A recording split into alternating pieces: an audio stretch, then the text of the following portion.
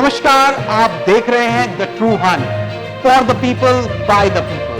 आज हम संग्रहालयों के विषय में चर्चा करने जा रहे हैं। जैसा कि आप जानते हैं कि संग्रहालयों में हमारी धार्मिक संस्कृति के साथ साथ ऐतिहासिक मूल्यों की वस्तुओं और सामग्रियों को एकत्र कर एक छत के नीचे संजोया जाता है, जिससे हमारी सांस्कृतिक को संरक्षित और बढ़ावा देने में मदद मिलती है। कई संग्रहालयों में पुरानी कलाकृतियां, मूर्तियां, वस्तुओं और इतिहास आदि से जुड़ा राजनीतिक और गैर राजनीतिक वर्णन भी देखने को मिलता है, जो कि आज की नई युवा पीढ़ी के लिए एक ज्ञान के भंडार के रूप में देखा जाता है, जिसे हम देखकर और समझकर अपने ज्ञान में वृद्धि कर सकते हैं। ऐसे में आज हम बात करने जा रहे हैं हाल ही में वर्चुअल प्लेटफॉर्म के माध्यम से रिलीज किए गए युगे युगीन भारत, एक ऐसा भारत जिसकी चर्चा युगों युगों तक पूरे विश्व में की जाएगी। जी हाँ, हम बात कर रहे हैं युगे युगीन भारत नेशनल म्यूजियम की, जो कि कुछ समय पहले भारत सरकार ने बनाने की घोषणा की है। ऐसे में जैसा कि पूरा विश्व आज के दौर में लंदन के ब्रिटिश संग्रहालय और पेरिस के ग्रैंड लोवर संग्रहालयों को दुनिया के सबसे बड़े संग्रहालय के रूप में देखता है, ऐसे में फ्रांस का भारत को सहयोग युगे युगीन भारत राष्ट्रीय संग्रहालय बनाने में एक बहुत बड़ी पहल के रूप में देखा जा रहा है। ऐसे में ये प्रभावशाली संग्रहालय 1.17 लाख वर्ग मीटर के एरिया में बनाया जाएगा, जिसका दिल्ली में अंतर्राष्ट्रीय प्रदर्शनी एव कन्वेंशन सेंटर के परिसर के उद्घाटन के दौरान प्रधानमंत्री नरेंद्र मोदी ने उल्लेख भी किया था, जिसके चलते जल्द ही भारत को गर्वान्वित महसूस कराने वाला ये दुनिया का सबसे बड़ा संग्रहालय नई दिल्ली में बनकर तैयार होगा। जहां पर इस संग्रहालय के संदर्भ में अगर खबरों का आकलन किया जाए तो ये भी बताया जाता है कि युगे युगीन भारत राष्ट्रीय संग्रहालय को 8 विषयगत क्षेत्रों में विभाजित किया जाएगा। इसका उद्देश्य ऐतिहासिक घटनाओं, व्यक्तित्वों, विचारों और उपलब्धियों को प्रदर्शित करना है, जिन्होंने भारत के अतीत को आकार दिया है और इसके वर्तमान में उनसे हमें क्या योगदान मिला है। और खबरों के आकलन से ये भी बताया जाता है कि ये संग्रहालय भारत की 5000 वर्षों से अधिक की कहानी को बयान करेगा, जो कि हमारे इतिहास से जुड़े हुए कई लेखों को इस संग्रहालय में एक छत के नीचे